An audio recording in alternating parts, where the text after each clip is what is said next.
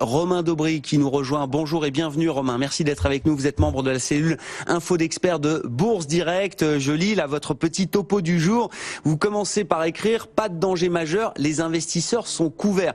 Les dernières séances ont été un peu plus chaotiques. On l'a vu hier soir à New York, on avait eu une séance de baisse un peu appuyée en Europe avant-hier je crois, Romain. Mais vous dites finalement non, c'est assez logique dans cette phase de consolidation et de distribution. Bonjour Grégoire, bonjour à tous. Oui, c'est ça. On perçoit des signaux de désorientation sur le marché. Souvenez-vous de jeudi dernier où, après l'intervention de Mario Draghi, on avait accéléré fortement et puis le mouvement de hausse s'était invalidé assez rapidement. Hier, on a connu un petit peu la même chose dans le sens inverse. Donc, des mouvements d'aller-retour comme ça, un peu nerveux en haut de marché, c'est jamais très bon signe. Mais ça reste très canalisé. Et ce qu'on note, c'est qu'effectivement, il y a toujours de la couverture dans les portefeuilles. Alors, avec une position ouverte sur les options qui est pas très importante, mais c'est lié au calendrier, à la période de l'année, mais qui est quand même largement orienté en put, donc en option de vente. On a plus de deux options de vente pour une option d'achat, donc il y a un niveau de couverture important. Il y a une protection, ça veut dire que les mouvements de baisse, même un peu accentués, restent canalisés. S'il y avait une très mauvaise nouvelle ou quelque chose de fort, évidemment, ça suffirait pas, mais pour l'instant, ça permet de canaliser, de tenir les mouvements. Donc on le voit, on le constate, ça fait quelques jours que c'est comme ça, et on voit que le mouvement d'accélération baissière, il est resté canalisé. À l'inverse, il y a une petite pression baissière qui s'est déclenchée il y a 3 jours. Mardi dernier, au cours de la baisse, on a eu 20 000 contrats ouverts sur le futur CAC 40, sur une position ouverte sur le mois qui est aussi un peu plus de 300 000 contrats ouverts. Donc un peu de pression baissière et 5000 contrats ont été rachetés hier. Donc il y a un solde de vendeurs, il y a un solde de position ouverte à la vente qui est toujours là. Donc il y a un peu de spéculation plus que de la pression baissière forte, des rachats et des arbitrages assez rapides. J'en ai pour preuve que le marché est extrêmement technique. Il est venu tester hier soir sur le Dow Jones, sur le S&P et sur le CAC un peu plus bas, mais des niveaux de support majeurs et importants avant de rebondir dessus. Il s'est même arrêté un tout petit peu avant. Donc les niveaux sont bien identifiés. Il y a beaucoup de trading. Voilà. Globalement, je pense qu'on est plutôt dans une phase de consolidation toujours.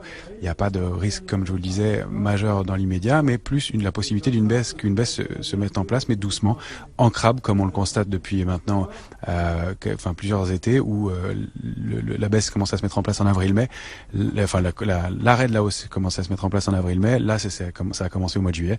Ça fait un peu plus d'un mois qu'on stagne dans une grande bande de fluctuations, un grand trading range, mais pas d'alerte majeure, une possible accélération baissière. Alors là, c'est très difficile de déterminer un scénario parce qu'on est vraiment entre deux eaux.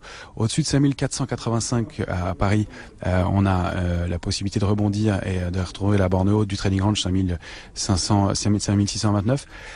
Il y a un niveau important autour duquel on oscille, c'est 5529 en ce moment, 5527 sur le futur CAC 40.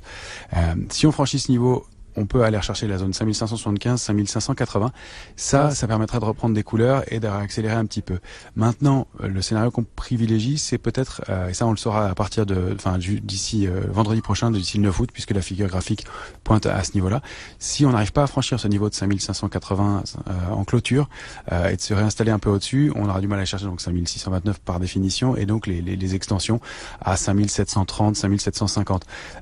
Donc si on n'y arrive pas, on pourrait casser ce support 5485, accélérer un peu à la baisse, et là les niveaux de retracement sont plus importants. Alors il y a un premier niveau d'alerte, c'est la zone 5378, 5414, qui serait un niveau tampon intermédiaire, mais si on casse 485, on a de bonnes chances d'aller chercher des retracements aux alentours de 5320 dans un premier temps, et la cible graphique de la figure dans laquelle on se trouve, ce serait plutôt aux alentours de 5200 points. 5200 points serait le niveau d'alerte de moyen terme, ça il faudrait le préserver, mais c'est une cible qui paraît assez légitime, ça représenterait entre 23,6 et 38% de retracement de la dernière phase haussière, donc des retracements de Fibonacci, donc une zone tampon qui serait assez raisonnable pour revenir. Peut-être pas dans l'immédiat, mais ça fait partie des scénarios possibles. Encore une fois, sans qu'il y ait d'alerte majeure, sans qu'il y ait d'accélération forte. Voilà. Par ailleurs, on voit des soubresauts sur certains secteurs. On avait évoqué le secteur des télécoms il y a quelques semaines, c'était pas mis en place, et puis là, ça a l'air de réagir un tout petit peu. Depuis quelques jours, on est en train de franchir une ligne de tendance baissière sur le secteur télécom, qui est en place depuis maintenant 5 ans, et peut-être que là, il y a des choses à faire, à regarder par exemple sur ce secteur-là. On a l'or qui est en train de donner des petits signaux de faiblesse, peut-être un mouvement juste de pullback, donc de retour vers une ancienne ligne de résistance majeure qui a été franchie puissamment, 1359 $ l'once. Donc on pourrait aller se réappuyer dessus et réaccélérer à nouveau à la hausse, le surveiller en retrait. Le pétrole donne peut-être un signal toujours haussier, il est mou pour l'instant, il se confirme pas vraiment, mais il y a toujours de l'intérêt. Et en revanche, l'euro-dollar, vous en parliez précédemment, donnait un vrai signe de faiblesse hier en cassant 1,11. Ceci dit, tant qu'on est au-dessus de 1,10,11, pas d'alerte majeure, sinon c'est 1,08 probablement. L'accélération pourrait avoir lieu ici. Ceci dit, il y a quelques semaines, on voit que la position ouverte est en train de se retourner doucement sur l'euro et qu'il y a de l'intérêt.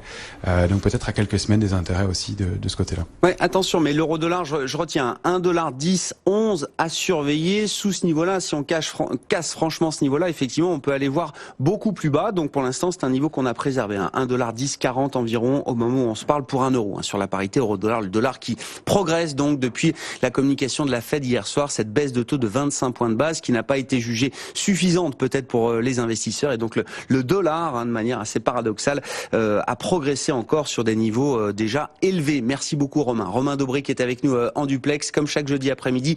Les membres de la cellule Info d'Experts de Bourse Direct qui nous accompagnent dans Intégral Bourse. Merci.